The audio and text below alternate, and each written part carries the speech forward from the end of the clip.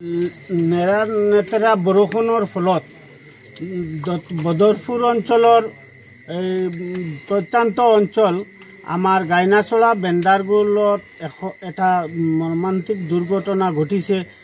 ইয়াতে লেণ্ডশ্লাইড হৈছে। ৰাতি 12টা বজাত মানুহ এই পৰিয়ালৰ মানুহ টোপনিত আছিল আৰু টোপনিত অহা সময় ওপৰৰ পৰা পাহাৰৰ মাটি খহি পৰি মানুহ 5জনৰ মৃত্যু হৈছে বুলি আমি খবৰ পাইছোঁ।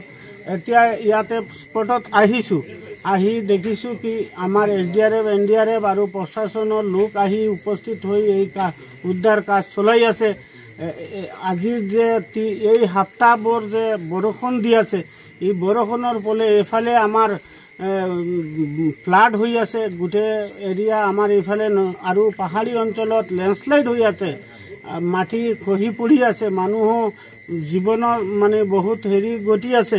আমাৰ ইয়াত যে আজি যে ঘটনাটো হৈছে ইয়াৰ কাৰণে আমি সকলো ৰাইজৰ মানুহ ইয়াৰ উপস্থিত হৈ আমি দুখ পাইছোঁ যে এই পৰিয়ালটো কেনেকুৱা যে আজি ইয়াত দম গোটাইছে।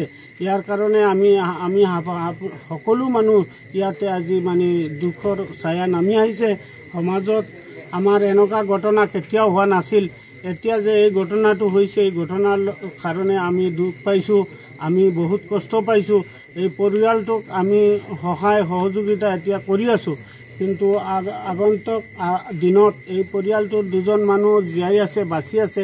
আব্দুল কৰিম নামে পৰিয়ালৰ গাৰ্জেনটো বেলেগ এটা ৰুমত আছিল, সি বাচিছে, আৰু তাৰ লগত এটা ছোৱালী আছিল বেলেগ এটা ৰুমত, সেইটো ৰুমৰ ছোৱালীটোও বাচিছে, আৰু এটা ৰুমত অকল 5জন মানুহ পৰিয়ালৰ আছিল। এই 5জনৰ ভিতৰত সৰু এটা ল'ৰাও আছে, কেঁচুৱা আছে। সেইটো লৈ গোটেই 5জন মানুহ ইয়াত ঢুকাইছে।